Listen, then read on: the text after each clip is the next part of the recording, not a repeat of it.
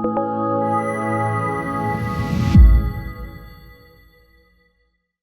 right, we are extremely excited to be here today with Andrew Taylor from Spud Fit. Andrew has an incredible personal story, and I cannot wait to hear him tell us all the juicy details.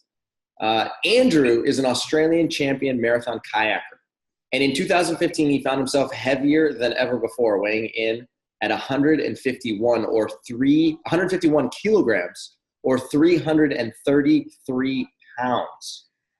Plagued with both clinical anxiety and depression, he had an epiphany that he was actually a full-blown food addict.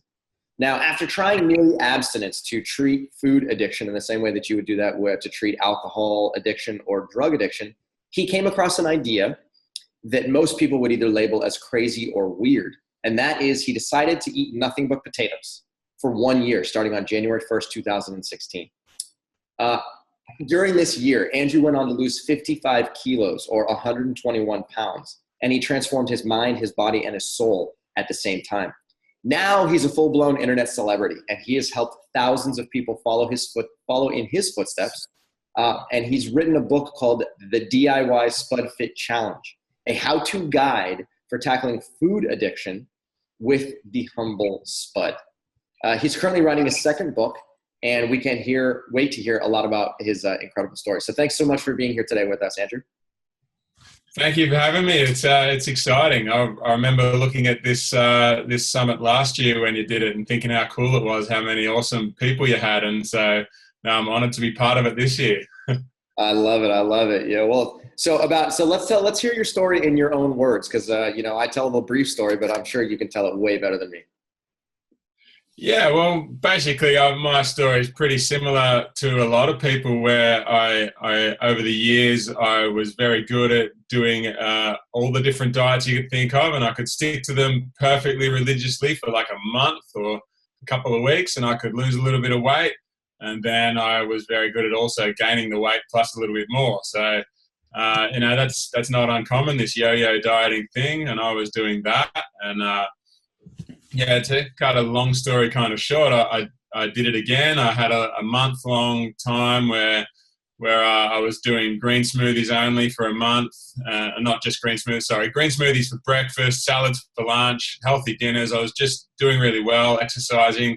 I lost weight, and at the end of the month, I thought, well, I've done so well for a month. I'm going to reward myself today with one slice of pizza for dinner, one slice of pizza. Now, of course, you can't get home delivered one slice of pizza. You get the whole pizza delivered. So, anyone who's had these sort of troubles before probably sees where this is going. I started with one slice of pizza, and then pretty soon I ate the whole pizza, followed it up with ice cream and Coca-Cola, and just had a big binge that day. And, it was a familiar thing. This is the way diets always ended for me. And, so the next day I was feeling sorry for myself, and I'd totally gone off the rails, and I was just feeling really down and really depressed and really angry with myself because I wasn't able to control this the way I ate. And so I decided that I was already feeling down. I might as well just get a beer from the fridge. So I got a beer, went back to the couch, and as I sat down and cracked open that beer, I had this sudden realization that the way that I've been treating food my whole life is the way that an alcoholic would treat this beer that's in my hand. And that was a big moment. Suddenly, wow, I'm a food addict. This is my whole problem. I'm not just an overweight guy who's having trouble losing weight. It's an actual addiction issue. And initially that made me more depressed and more upset, because I thought, well, if you're an alcoholic, at least you can quit alcohol. Or if you're a heroin addict, you can quit heroin. But, it's very hard. And obviously those things, to me, it seems like those things are more capable of ruining a life than a food addiction. But to me, it just felt like, in my warped mind at the time, that I wish I had one of those problems instead of food addiction, because at least there's a solution that we know of. And then anyway, so I started wondering about, well, I can't quit food, so what can I do? And then I started thinking, oh, well, maybe I can just get close to quitting food. Maybe I could just eat a few foods, or maybe I wonder if there's just a single food that I could eat and then quit everything else, and thereby get as close as possible to treating food addiction with abstinence as an alcoholic or a heroin addict would, to completely quit. I can get as close to that as possible by only eating one food. So yeah, I did a whole lot of research, and over a course of 6 weeks, I read studies, I read books, I watched documentaries, I watched online lectures from nutrition scientists. There was a lot of research hours every day that I did, and after about 6 weeks, I decided that I would give it a try. I'd see if I could quit food for a while and eat only potatoes, and so that's what I did for all of 2016. I ate only potatoes for a year, and it totally changed my life. All right, so about a year and a half ago, you decided to embark on what some would call this crazy journey. You ate only potatoes for a whole year. What were your goals when you set out on this challenge, and what did you hope to get from it? Yeah, well, my number one goal, my only goal really, was to try to deal with my food addiction issue. I figured that everything else, well, not everything else in my life, but I figured that my number one problem in my life was food addiction. And so that had to be my number one focus. And everything else that was wrong with my life at the time, which was other things too, they could take a back seat. No, I just wanted to focus on trying to deal with this one issue. And I figured if I could get on top of that, then I could focus on other things later. So really it was 100% just trying to get on top of food addiction. And that was that. And I really just wanted to focus on treating that food addiction with abstinence as an alcoholic would, or a drug addict would. So, there was a lot of, it affected my life in more ways than I ever imagined it would, and totally changed my life. But yeah, my initial focus was just learn how to deal with cravings and learn how to eat food as a source of fuel rather than a source of comfort and enjoyment and entertainment and emotional support and the sort of things that people use food for these days. I wanted to stop using food for all those things. Yeah. Okay, so in this process, you could have done a number of different things, right? You could have become a whole food plant-based eater. You could have adopted a low carbohydrate diet, a ketogenic diet, a South Beach diet, a zone diet. I mean, there's so many different things that you could have done, but yet in this process, you decided, I'm going to eat potatoes, right? So why was it that you chose one food? How come you didn't choose, 5 foods? And then most importantly, why potatoes? You could have done beans, you could have done rice, you could have done bananas. Why potatoes? Yeah, well, first of all those diets you mentioned are all diets that I have tried before. I've tried every diet I've ever heard of. I have tried that diet, and my problem was that I wasn't able to make any of them work in the long term. I was really good at sticking with a diet for like 2 weeks to a month, and after that, all bets are off. I was not very good beyond that point, and so I could lose a little bit of weight, and then it would just come back on because I just wasn't able to make those diets work in the long term. So that was why I didn't choose any of those diets, because they hadn't worked for me in the past, and I didn't expect them to work again unless I had solved this food addiction problem. So so that was, I just wanted to get, the reason I chose one food, the reason I wanted to choose one food was because it's as close as possible to quitting entirely. There's all the programs for addicts that I could find were all about just quitting entirely. None of them said, you can have one beer on Sundays or something like that. No, you don't do that. You just quit entirely. So I wanted to get as close to that as I could. The reason I went with potatoes in the end was just because after all the research I did, they were the logical choice. My research wasn't into addiction treatment in the end. I had this logical idea. It made sense to me that I should try to quit food and live on one food. So that idea made sense. I wasn't trying to try to find the best diet I could. I was just trying to find something where I could eat only one food and go with this idea that I had that just totally made logical sense to me. So I went with potatoes in the end because they had the most evidence. Basically, I wasn't trying to choose a food and be the first person to have ever done it. I just wanted to do the thing that had the most evidence behind it that would give me confidence that I could could make it work. So research that I did, first I looked at historical evidence. So I looked at populations of people that have done similar things before, and the first thing that comes to mind for most people is the Irish diet. They lived on not only potatoes, but very close to only potatoes for a couple of centuries. They went through a population boom, which doesn't happen if you're not healthy. The Irish population exploded. And it was noted at the time also that that compared to their English neighbours, they were significantly taller, stronger, and more attractive and than the English people who ate a more varied diet. So that was an important thing. Then I looked at other examples of other populations around the world. There's the Okinawans in Japan that have the most centenarians in the world. That's the people that live to 100 years old. And they traditionally get upwards of 95% of their calories from sweet potatoes.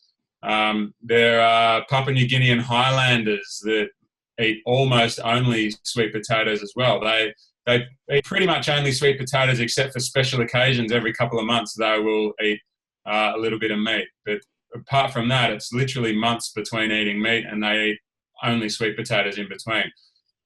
I looked at examples of prisoners of war that were fed only potatoes while they were stuck in prison. So they didn't have access to anything else. All they were given was potatoes, and they remained fit and healthy and strong throughout their prison time. There are plenty of examples. The last one is that I'll give you is there was a study done in the 1920s of a marathon running couple in Poland who were studied eating only potatoes for 6 months, and they stayed fit and strong and healthy. And at the end of 6 months, they actually ran personal best marathons. So none of these examples are 100% only potatoes, but they were all very, very close to it. And so that gave me confidence that it could be done. On top of that, I looked at the nutrition content of potatoes. And, everybody knows they've got a lot of carbohydrates and starch, but they've also got enough protein. They've got enough fats. They've got all the different minerals and vitamins we need. And, it just was the obvious choice. Once I'd done all the research, there was just nothing else that made as much sense as potatoes. You mentioned bananas, for example, that was something that theoretically I could have done it on bananas, but there were two reasons why I didn't do bananas. And one was that they didn't have the historical evidence. I couldn't find anyone that had lived on only bananas for a year, let alone whole populations that had done it. And the other thing was that I couldn't think of much variety in how I would eat bananas. You could just eat them, or you could blend them into a smoothie, and that was all I could think of. And we'll probably get into it, but I was trying to keep potatoes boring on purpose, but not that boring. I thought that would be a bit too much. Absolutely. So a follow-up question here is, when you eat only potatoes, surely you got to be missing some kind of essential nutrition, essential fatty acids, essential amino acids, vitamins, minerals, etc. So how did you know for certain that you weren't going to be missing any type of essential nutrients in this process of deciding only to eat one food? Well, theoretically, there's a couple of things that you might be low in, and one of them is calcium, another is folate, for example. Those are things that are, when I looked at the nutrition content of potatoes, that those were things that in theory I would have been low on.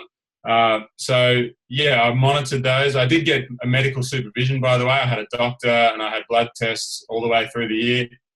And those were two things specifically that we wanted to keep an eye on. And we found that despite having lower than recommended intake for those two things, my levels in my blood actually went up. And my bone density went up over the year despite having lower than recommended calcium intake. My folate was on the high side. That was what I expected to happen, because so many people, like millions of people, have lived on almost only potatoes before. I figured that there must be a way that our body has to deal with this, and I had read about nutrient recycling as one of the things that happens. So our bodies get very efficient at dealing with lower levels of nutrients, and our bodies get really good at, rather than urinating out excess nutrients. When you're not taking in as much, then your body, rather than urinating it out, gets very good at recycling nutrients and using it again. So that was part of the confidence that I got that this would be okay. And also, I wasn't 100% sure, which is why I got my doctor to supervise me, so that, you know, if something did go wrong, then I was very confident that it was going to be okay. But I also had that backup that if something went wrong, then I would have the tests to show me what was going wrong, and I would be able to adjust. You know, if I needed to add in greens, then I would have, but it turned out that I didn't need to.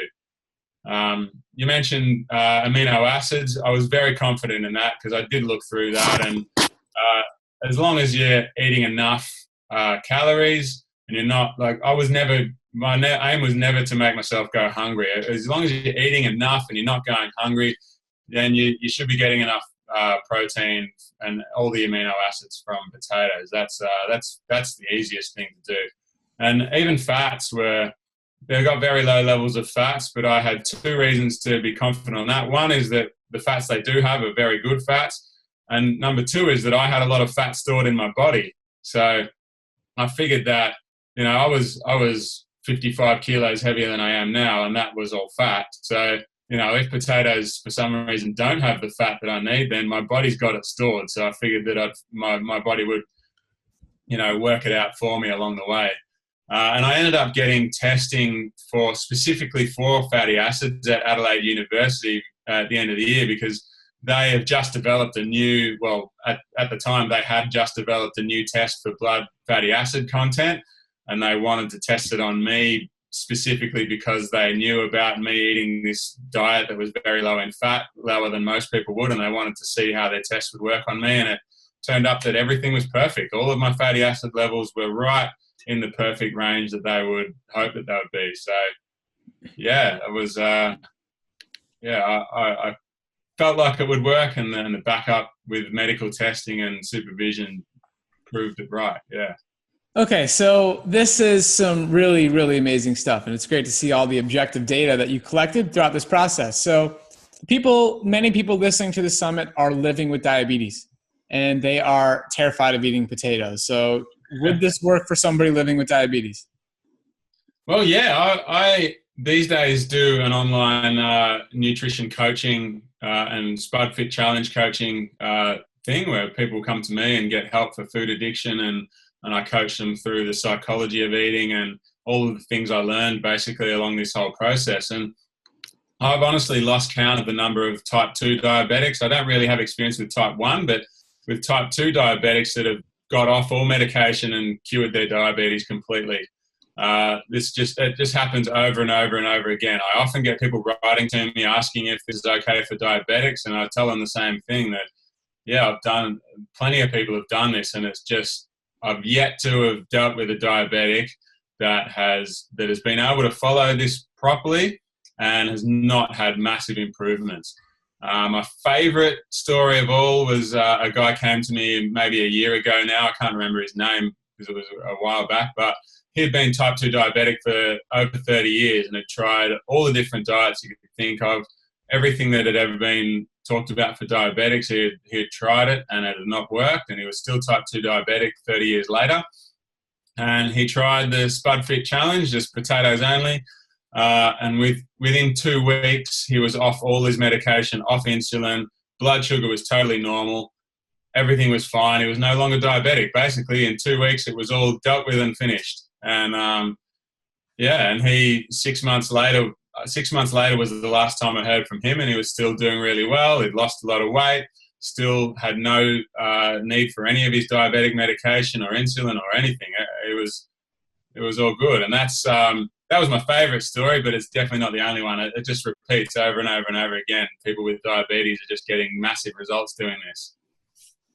Yeah, I love to see this because we see the exact same thing. Obviously, we're not teaching people necessarily to eat only potatoes, but, you know, on a low-fat, plant-based, whole food diet, it's almost like, you know, I can count the number of people that didn't see tremendous benefits living with diabetes.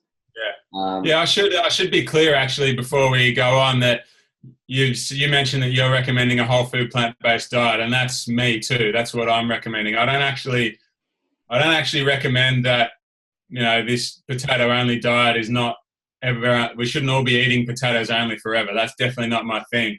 My thing, in fact, is that I think your first port of call should be to go to a whole food, plant-based diet, low fat, high carbohydrates, high fiber, and all of that. And really the Spud Fit Challenge is, if you're having trouble making that stick, then maybe you've got a food addiction problem that you need to figure out.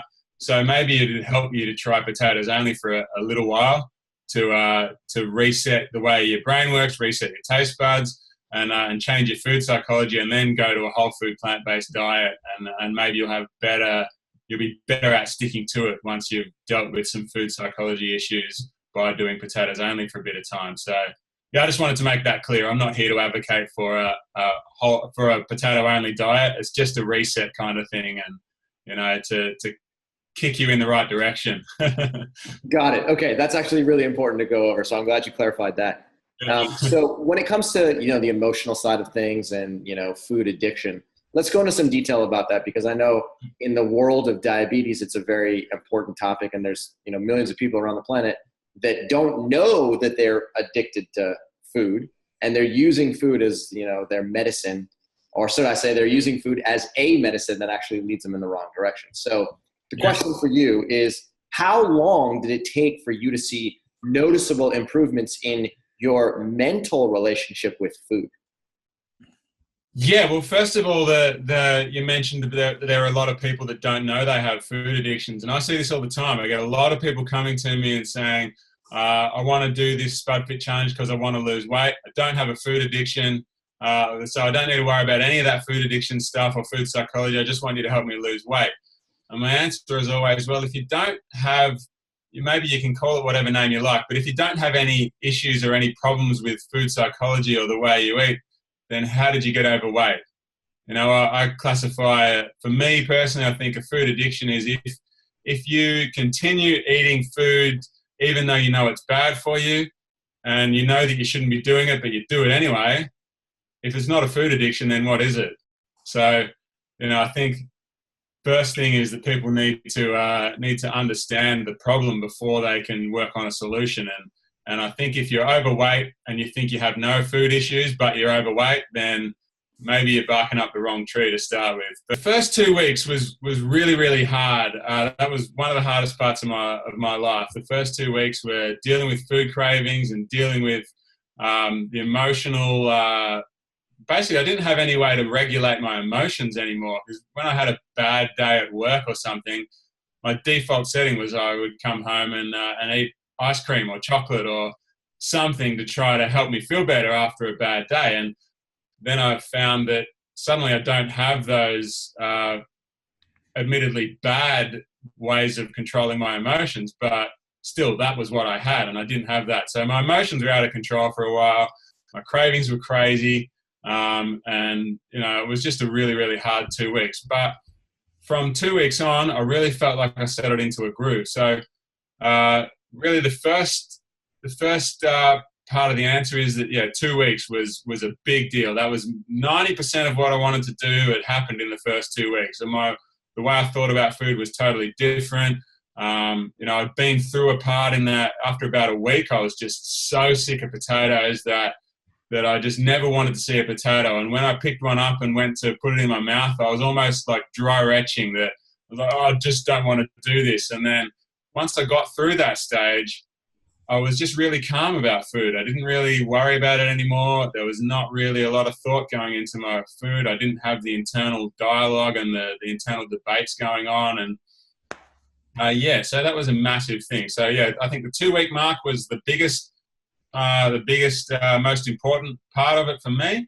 And then really, I think 100% of what I needed to do as far as food psychology and addiction goes, I think it was all done in 2 months. And at that point, I really felt like, well, I could stop now. I've achieved everything that I wanted to achieve out of this. But I did keep on going for the year. Really, at that point, it was just because I said I would. And I didn't want to have, yet another time in my life where I said I would do something and then didn't do it. So really, that was what it was about from 2 months on. That it was just, I've got to do this because I said I would, not because I need to anymore. The stuff I needed to do was done by then. Yeah. So can you give us some insight into why food addiction is so hard to overcome? And what epiphanies did you come to realize as you subjected yourself to nothing but potatoes for 365 days? Yeah. It was a really, I think the biggest thing that makes it so hard is that that you can't stop. Basically, it's like with alcohol or with drugs, and I'm talking as somebody who has not experienced addiction to alcohol or drugs. So I realize that my perspective on those things is not accurate necessarily because I've not been through those things. But from an outside of looking in point of view, it's like if you're an alcoholic, you've just got one choice to make every time, and that is drink alcohol or don't. It's binary. It's a hard choice to make, but it's also simple. You do that or you do that, and that's it. That's as far as your thoughts need to go. You don't need to then think about, I can't drink beer. Maybe I could drink wine or whiskey, or I could drink tequila or vodka. But as long as I don't drink beer, it's okay. But I can have one of these other alcoholic drinks. That's not how that works. And food is like that. You've got so many choices of food, even when you're eating healthy. You've got so many different choices that you can make that, from an addict point of view, there's a lot of tricks you can play on yourself. And as soon as you give yourself more choices, then you sort of, I use the analogy that there's a junkie living in my head and there's a junkie living in a food addict's head, and all they're interested in is trying to get a hit.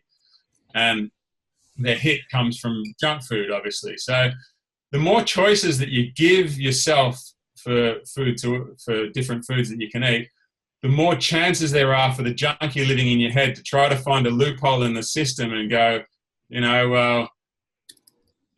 just try to make the sort of leaps of logic to say, if you can eat a sandwich on wholemeal bread, then maybe you can eat a slice of pizza because that's made of flour as well. And, there's just little weird leaps that you can make. And when you take all those choices out and just say you've got, for a little while at least, you've just got one choice, then it really it changes the way you think about food. Because when you can get through that point where you can go, I'm so sick of potatoes, I don't care about, I don't want to eat potatoes, I never want to see one again, picking one up to try to put it in my mouth makes me feel sick.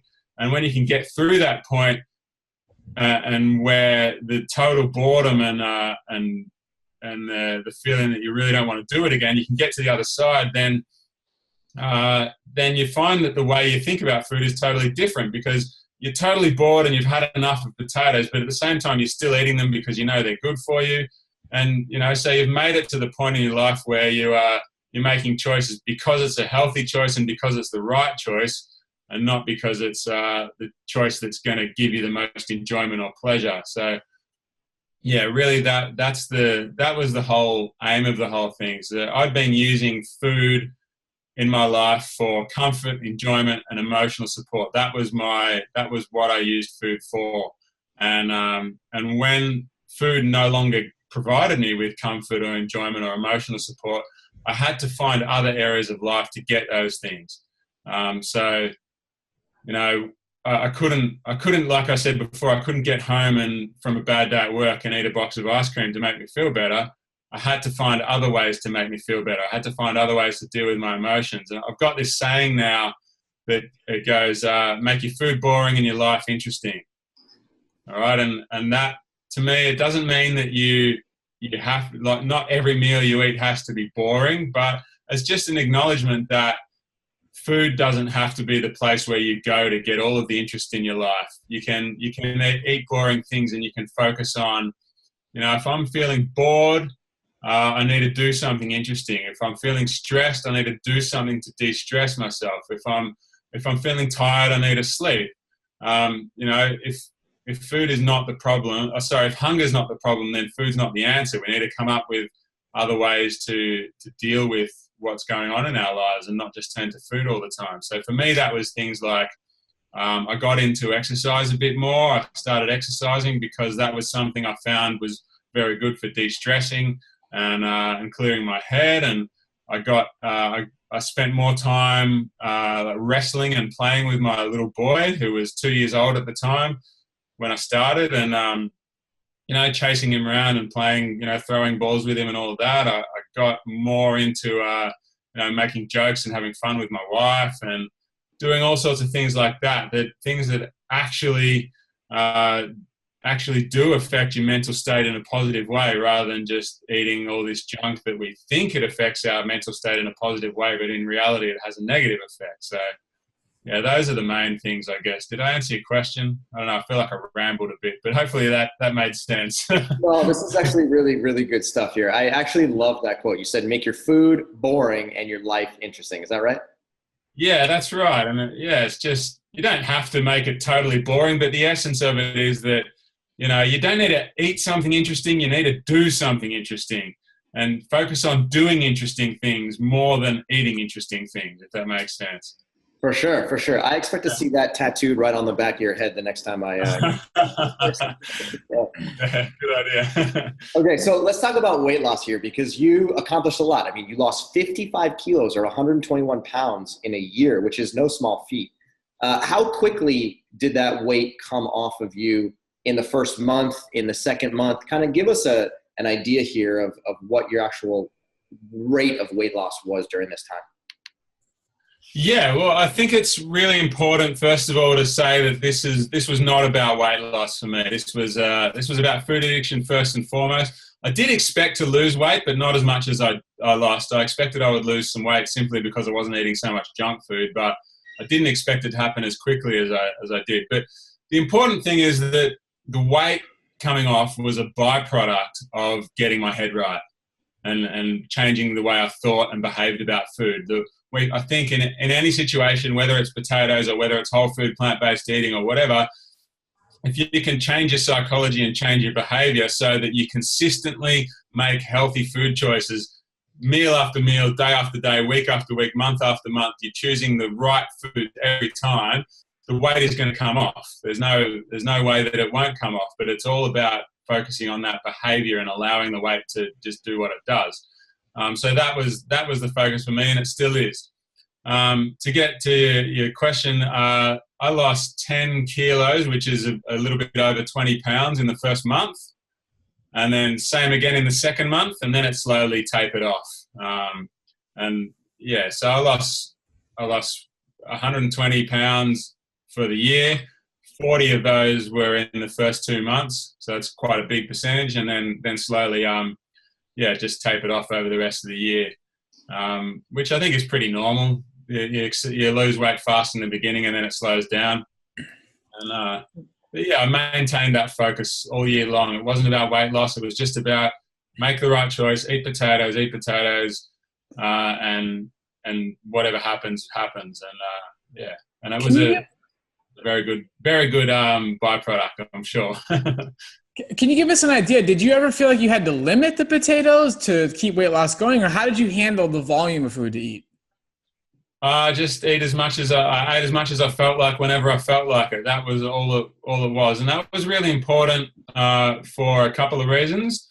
Number one was that in order to make sure I was getting all the nutrition I needed to allow my body to decide how much it needed, and just go with that, because I think if you eat a potato-only diet and you restrict your intake so that you're going hungry, then you're probably not going to get enough of certain nutrients. You can't rely on potatoes to keep you healthy if you're also going hungry at the same time. For a shorter period, you could. People do water only for a month or more, so I'm sure for a month you could eat potatoes and make yourself hungry and whatever, and you'd be fine. But for a whole year, I thought that was a bad idea. So it was really just my body was in charge. I ate whenever I felt like it, and I ate as much as I felt like. And note that that's not eating whenever I'm hungry. That's just eating whenever I feel like eating. I didn't restrict it in any way.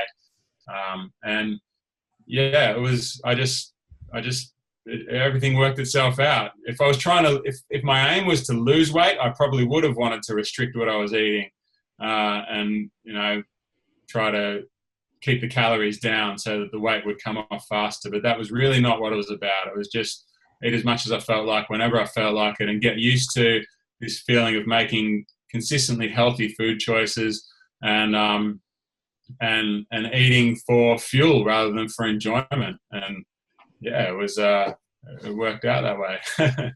That's great. So you help people do something similar. So tell us, what is the SpudFit challenge? How does it work? How do you coach people?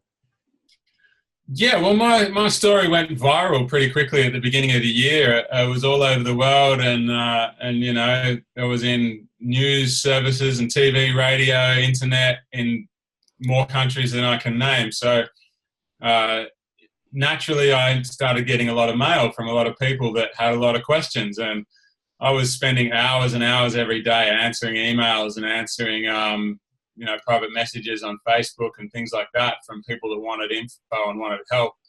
And eventually it got to the point where I was like, I just don't have time to be able to answer all these questions. You know, I need to find a way to try to, you know, make some money from it so that I don't have to work as much in my other job, so that I'll have time to answer these questions. You know, I would love to be able to do it all for free, but there's only so many hours in the day. So that was how that evolved. It was, at first it was people were asking me for a book. So I wrote the book that you mentioned in the intro. And then the book, I figured that that would take away some of the questions, that if I had a book out there, people could just read the book and then they wouldn't have to write to me to ask me questions. But it had the opposite effect. It just meant more people wrote to me. So then I was like, well, maybe all these people that keep writing to me, maybe I can put them in a group, and then when one of them asks a question, I can answer that, and everyone else will see the answer to the question. So I did that, and I just started. I charged a small fee to be in the group, and that was mainly because I didn't want to have to waste time dealing with trolls and people that wanted to ruin things. So I figured people wouldn't pay $10 to join this group just to be a troll. So I did that, and then it just grew and grew, and people were asking for more and more and more from me. So I just wanted to provide it, and really that's what it is. So now I've got a members only section on my website where people can join and get guidance through their own SpudFit challenge, and I've got a video course which I've just launched. Well, by the time this is all live, then my video course will be live too. It's called the Advanced DIY Program, and yeah, it's all about food psychology. Basically, we're eating only potatoes, but the focus is on changing the way we think about food and the way we behave around food, and yeah, we're getting a lot of amazing results there, and a lot of people are changing their lives and changing their health, and yeah, I've got the best job in the world now. That's awesome. That's awesome. We'll link all that up below so people can go and check that stuff out. Cool. Now, before we go, our last question is, what is the number one challenge that you see people face when making lifestyle change, and how do you help people overcome that problem?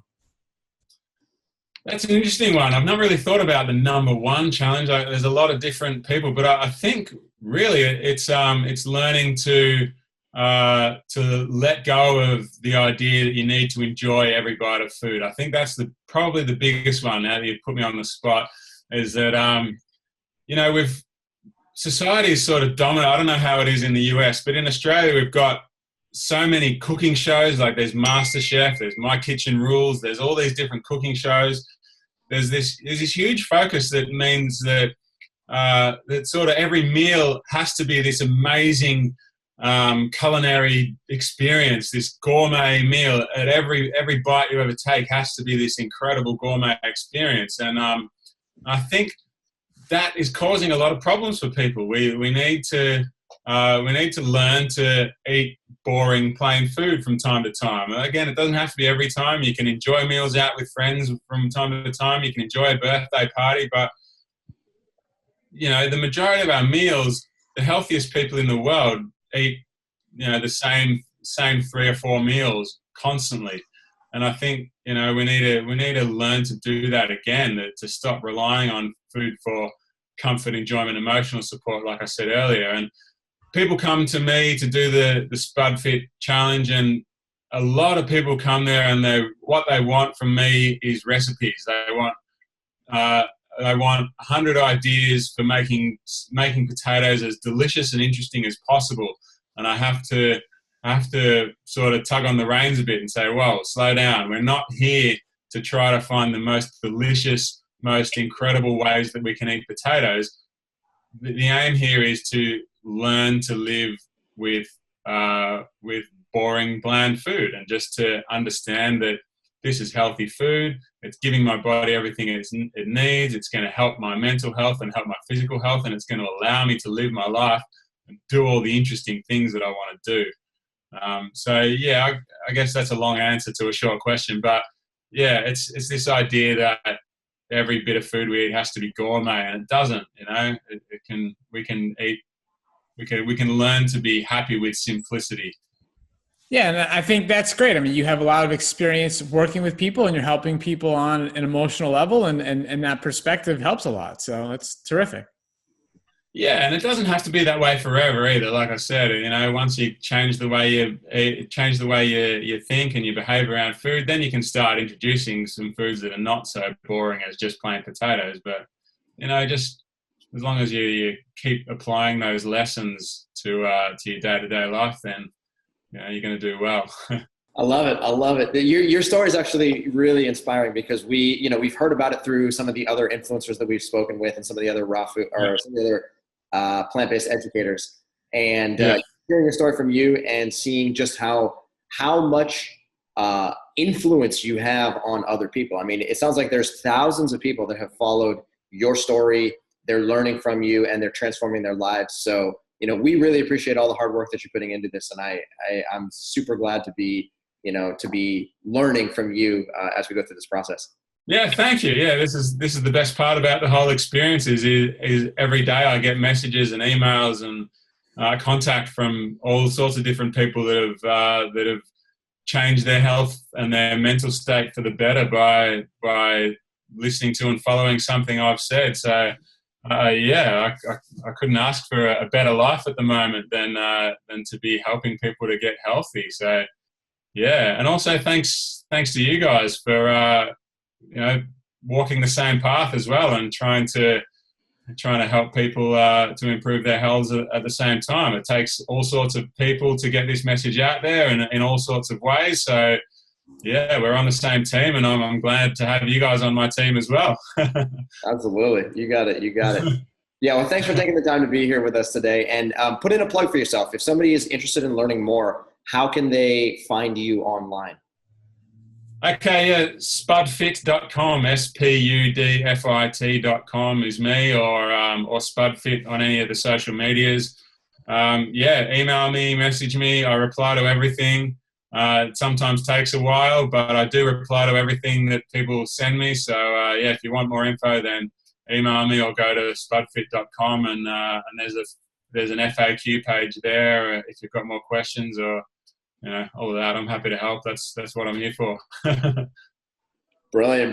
Thanks again for your time, and we hope to get your message out far and wide, because I know people in the realm of diabetes, whether it's type 1 diabetes, pre-diabetes, type 2 diabetes, there's so many people who are clamoring for better health. And, just like you said, making it very simple at the beginning, and then kind of adding a little bit of variety and complexity as you go through the process it's a recipe for success. You're living proof that it works. And, I want people to learn from you as much as possible. So thanks again. Thank you. And to all those people, I just say one last thing is that we know that this whole food plant-based diet works. We know that it deals with diabetes. We know we very, very, very rarely see anyone that it doesn't work for. So try not to question things, and just go with it. Trust the process, and just follow it, and it will work out for you. You just have to do it. That's all. Thanks, everyone.